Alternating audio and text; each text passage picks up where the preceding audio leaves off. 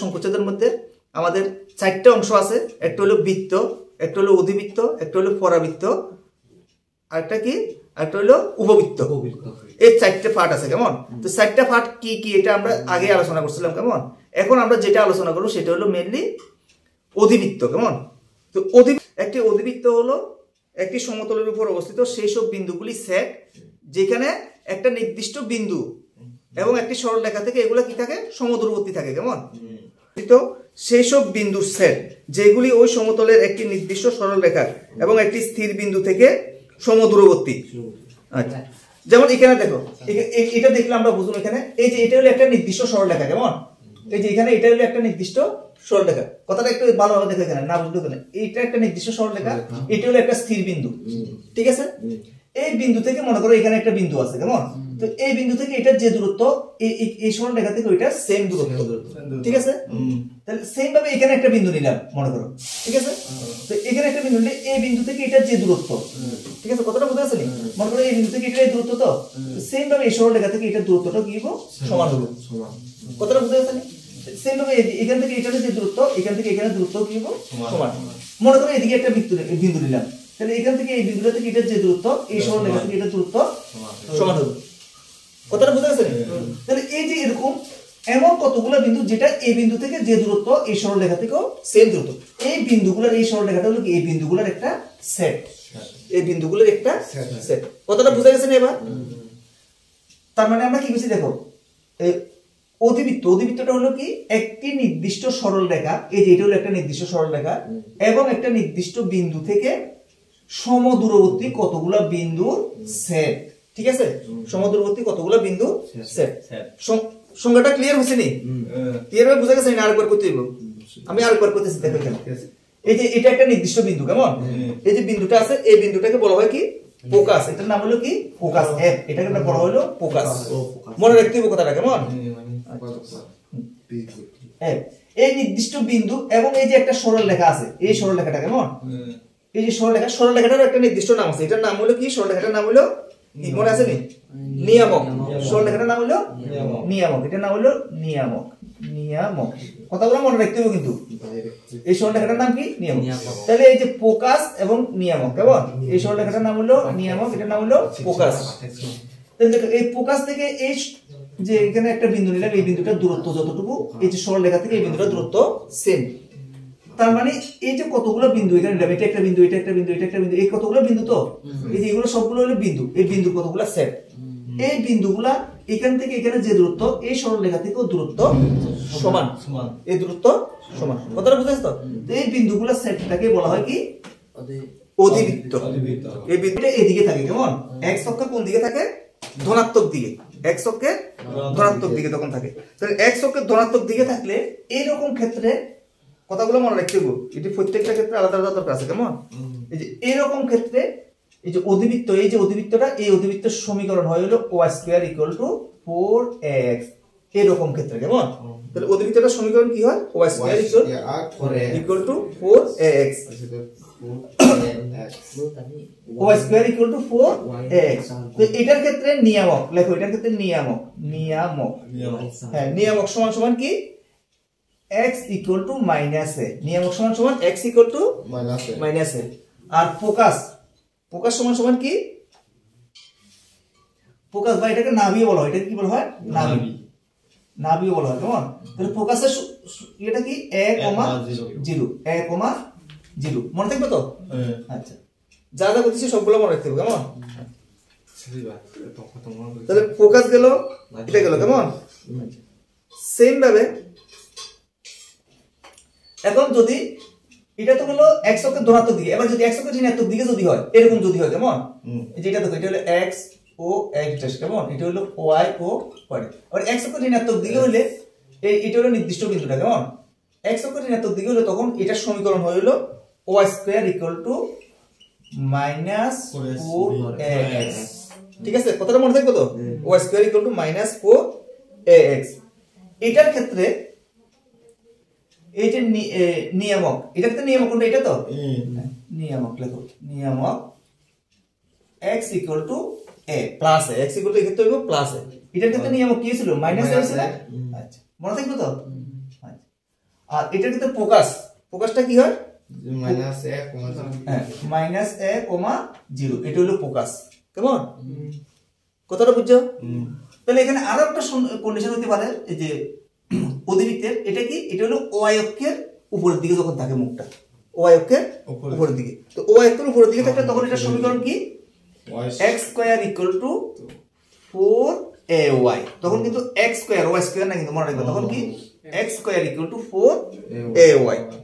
তো এই ক্ষেত্রে এই যে ফোকাসটা কি হয় f, focus f equal to হয় হলো 0,a, এটা কি হয় 0,a, মনে থাকবে তো, ফোকাসটা হলো 0,a। আর এই ক্ষেত্রে নিয়ামকটা কি হয়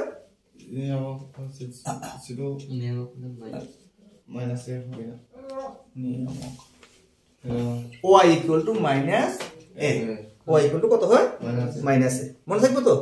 এই ক্ষেত্রে নিয়ামক হলো এটা। কেমন?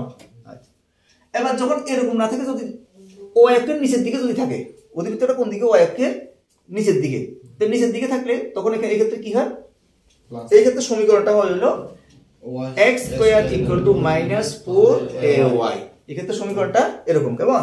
আচ্ছা, আর এটার ক্ষেত্রে ফোকাসটা কি, ফোকাস হলো f হলো কত 0, মাইনাস a, 0, মাইনাস a, বুঝছো তো? আচ্ছা, আর নিয়ামকটা কত y equal to a, y equal to a, মনে থাকবো। আচ্ছা, 60টা অধিবৃত্ত, 60 রকমের অধিবৃত্ত আছে। কেমন? অধিবৃত্ত কত রকম আছে? 60 রকম। কথাটা বুঝা গেছে? 60 রকম অধিবৃত্ত আছে। 60 রকম অধিবৃত্তের সমীকরণটা আলাদা আলাদা। কেমন? 60 রকম অধিবৃত্তের 60 রকম সমীকরণ। কেমন? যেমন প্রথম যেটা, এটা আমি আবার প্রথম থেকে বলতেছি। কেমন? যেমন প্রথম যে অধিবৃত্ত, এই যে প্রথম অধিবৃত্তটা কি, যখন x অক্ষের ধনাত্মক দিকে মুখটা থাকে, কেমন, তখন এটার সমীকরণ কি হয় y square equal to 4ax, এই যেটা, ঠিক আছে, y square equal to 4ax, এটা মনে রাখবে খুব ভালো ভাবে। কেমন? আচ্ছা, এটার ফোকাসটা কি, ফোকাসটা হলো a, 0, ফোকাসটা কত a, 0, আর নিয়ামকের সমীকরণ x equal to minus a। কেমন? x equal to minus a। Same ভাবে এটা যখন x অক্ষের ঋণাত্মক দিকে থাকে, x অক্ষের ঋণাত্মক দিকে থাকে, তখন সমীকরণটা কি হয় y square equal to minus 4ax, y square equal to minus 4ax, এই সত্যটা। কেমন? আর এই ক্ষেত্রে নিয়ামকের সমীকরণ কি x ইকুয়াল টু a, আর ফোকাসটা হইলো মাইনাস a, 0, ফোকাসটা কি মাইনাস a, 0।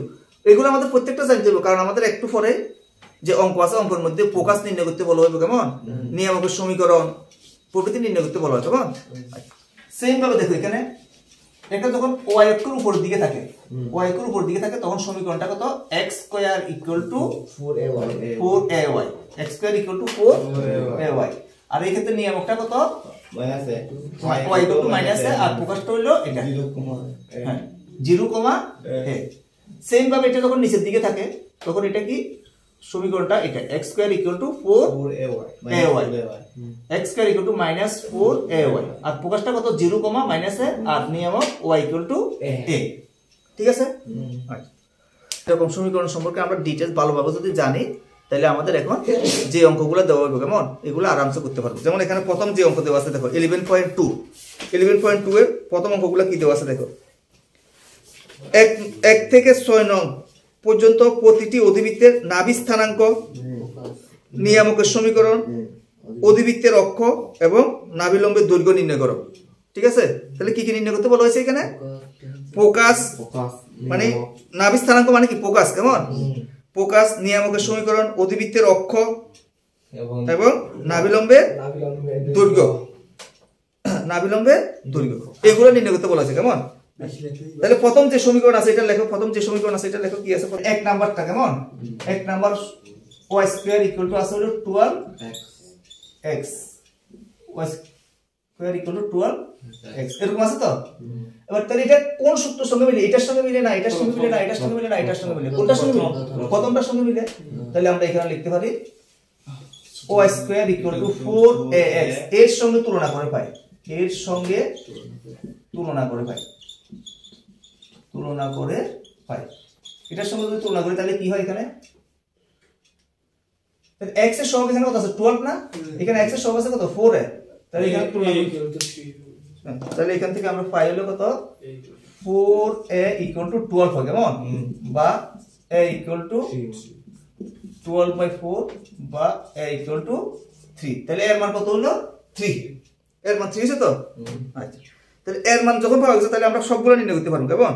তাহলে আমরা প্রথমে নির্ণয় করব কি ফোকাস কেমন, ফোকাস বা নাভি স্থানাঙ্ক। তাহলে নাভি স্থানাঙ্ক কত হয় এখানে, এই যে নাভি স্থানাঙ্ক কত a, 0 না, তাহলে লেখো নাভি সমান সমান কত a, 0, তাহলে a কত 3, তাহলে 3,0 নাভি স্থানাঙ্ক কেমন। আচ্ছা এরপর আরেকটা কি নাভি স্থানাঙ্ক পরে আর কি বের করতে হইছে এখানে, আরেকটা কি ব্যায়াম কত হইব, অক্ষ নির্ণয় করতে বলেছে তো। নিয়ামক হলে নিয়ামক সমীকরণ কি x = -a, তাহলে x = -a, a কত 3, তাহলে এটা হলো নিয়ামক কেমন, x = -a এটা। আচ্ছা এরপর আর কি নির্ণয় করতে বলা হয়েছে, আর কি নির্ণয় করতে বলেছে দেখো অধিবৃত্তের অক্ষ। আচ্ছা তাহলে এটা এই যে অধিবৃত্তটা কোন অক্ষের মধ্যে আছে, x অক্ষের মধ্যে আছে না, এই যে এদিকে আছে মানে কি এটা কি অক্ষ, x অক্ষ না, হ্যাঁ তাহলে অধিবৃত্তের অক্ষ লেখো, অধিবৃত্ত কি অক্ষ x অক্ষের ধনাত্মক দিকে, কোন দিকে এটা ধনাত্মক দিকে, ধনাত্মক দিকে, ঠিক আছে অধিবৃত্তের অক্ষ। আর কি নির্ণয় করতে বলা হয়েছে এখানে দৈর্ঘ্যটা কেমন, তাহলে লেখো নাভি